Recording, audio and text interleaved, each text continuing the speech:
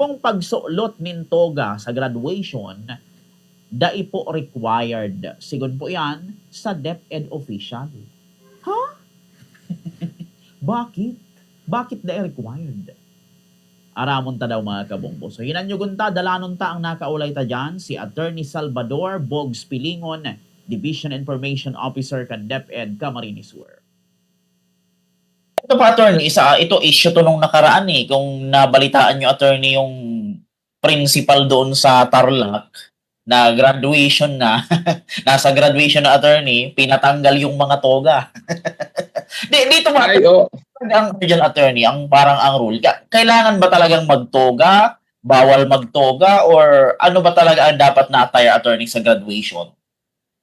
Ay, naalala ko talaga yan na doon wala namang specific na required na attire para po sa graduation. Hindi po requirement ang toga, ang sablay, o di kaya naman ang uniform. Wala po talaga na ganoon. Kaya pwede po yan pag-usapan sa PTA meeting kung ano ang magiging attire ng graduation, kung pare-pareho upang sa ganun ay walang, kasi Bumbukir, kung iba-iba yung kasuotan baka magkaroon ng comparison, yung anak ng may kaya at saka yung anak ng average lang, na mabuti pa yung anak ng may kaya, maganda, maayos, bago, yung mga ganoon. So yun yung mga inaiwasan din po natin, Bumbukir, nang sa ganun ay lahat may pagkakataon. Kaya walang required na kasuotan. Ang iba, Bumbukir, mga naka-Filipiniana, ang iba naka-gown.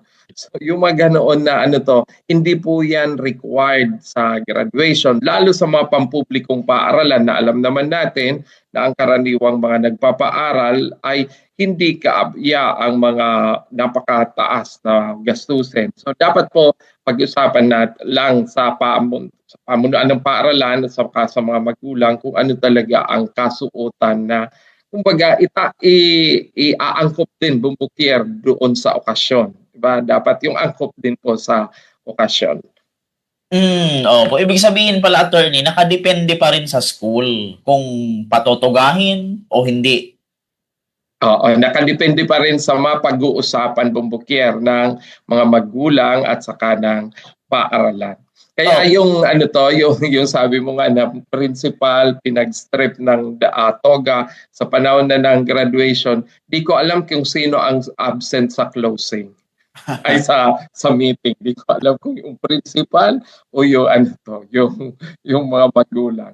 So mga ganoon na kailangan na, kasi recognition ito lalo pong Bumbukir ng mga na-accomplish din ng mga bata. So ang ating po sana rin na pag-iusap lalo sa yung mga may edad na, yung mga na maunawaan natin na ito ay recognition ng mga bata. So irespeto din natin at gawing solemne ang okasyon at nararapat sa pag-recognize ng kanila pong mga naabot sa pag-aaral. Opo. Yung ginawa, attorney, ng principal, yun, attorney. Ay, wala tayong update kung ano man ang naging desisyon, pero ang ating lang na paalala lalo sa ating pong mga namumuno at kaguruan ng mga publikong paaralan na gawin natin na maayos. Sabi nga niyan, palaging meron tayong grace under pressure. Kahit we are pressured by the circumstances, dapat meron pa rin tayong grace na kung saan ay maayos pa din sa pananalita, sa ginagawa natin, sa kilos, kahit may mga pressure na or may mga challenges na pinagdadaanan sa ating pong mga paaralan.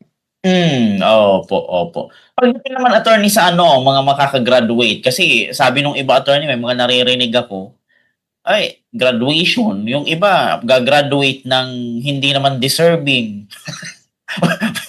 May ganun, attorney, ng mga pinagsasabi yung iba ano yung dito, attorney? Parang dapat ba, attorney, lahat talaga gagraduate kahit na medyo may bagsak, kahit na medyo may hindi na kumpleto sa kanilang pag-aaral, attorney Bogs? Ay, sa marka naman kasi Bumbukir, merong DepEd Order 8 Series 2015. Nandoon yung computation kung paano nag-arrive sa marka ang mga guro. At doon bumukir ay sinasabi na dapat ang bata para makapasa, ang minimum grade niya ay 75. So kung naka 75 siya, pasado siya, makakagraduar siya. Pero kung nag-i-aim ng honor, dapat maka 90. Kasi yung may 90 average bumbukier, yun lang yung nakakatanggap ng with honors. So you got 94 to 90, 90 to 94, yan yung with honors. Tapos 95 to 97, if I'm not mistaken, with high honor. Then 98 to 100, you have the highest honor. So, kung gusto mo mag-honor, yun ang makukuha mo. Pero below that, basta pumasa ka ng markang 75, then you can join the graduation, the closing exercises. Ganoon bumbukier. Kaya yung iba na nagsasabi na di daw deserving na makakapagtapos, may panuntunan kasi tayo bumbukier eh. So, kahit yan, sa tingin, kasi minsan ang iba we are judged by the look. So ito anya, tingin nito parang ang pormahin nito hindi makakagraduate. Pero by records kasi tayo bumbukier.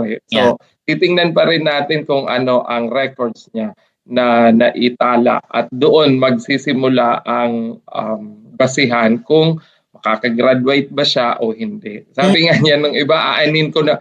Ang iba naman sasabihin, aanin ko anya ang lampas sa 75. 75 lang naman ang kailangan. Di ba? Yung nag-i-aim ng honor, you got 90 then and above. Pero you got below 90, 75 to 89, makakasama ka pa rin sa closing exercises. Walang mass promotion bumbukier. Mali po ang, di ba, palaging pinagsasabi ng iba na mass promotion daw, whether okay o di okay ang bata ay pinopromote. Wala pong ganoong mass promotion system sa DepEd. Meron tayong basis ng marka pero wala pong mass promotion na kahit hindi hindi pwedeng ipasa ay ipapasa. Wala pong ganoon na mandato o instruction na ang mga bata kahit di pwedeng ipasa ay dapat pumasa.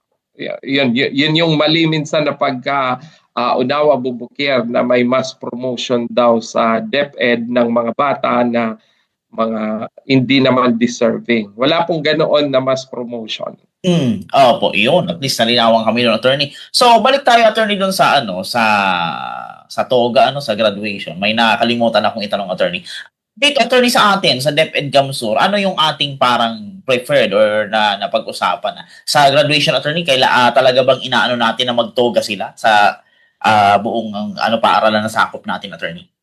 Ay, wala bumbukier. Hindi po yan ang instruction. Wala pong instruction na dapat nakatoga during graduation. Hindi rin po instruction na dapat nasa hall kayo. Hindi rin po instruction na dapat ay mag-renta kayo ng hall. Wala pong ganoon na to. Make it simple but meaningful.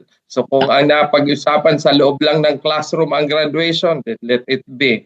Magbibigay lang doon ng certificate, then let it be. Ganoon po ang kung yun talaga ang napag-usapan. Pero as to mandated na isusuot, wala pong ganoon bumbukier.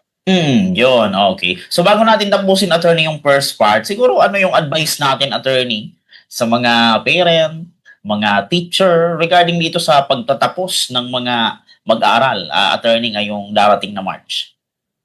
Ayan, let us be, sa mga magulang, let us be supportive sa ating pong mga anak, lalong sa pag-aaral nila.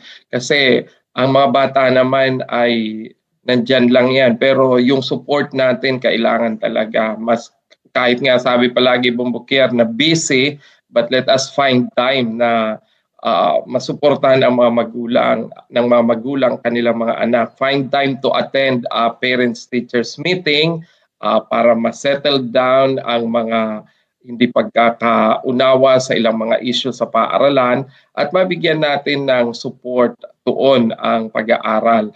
Diyan kasi minsan bumbukier nawawala yung support ng mga magulang pagdating sa pag-aaral. Kaya Sa mga mag-aaral naman, focus on your studies, lalo pa madali na ang pagtatapos ng taon. Near to, ano to na tayo, closing. Ilang tulog na lang, Marso na naman, Bubukir. So, sikapin na sa lahat ng oras at panahon ay talagang nakatuon tayo sa ating pag-aaral. Iwasan muna ang mga side trip na tinatawag Bubukir. Yung mga hindi naman kailangan sa pag-aaral, iwasan na muna pagkos mag-focus doon. Sa atin namang mga guro, advance congratulations kasi patapos na naman ang taon. You have done your part sa studies ng ating pong mga mag-aaral.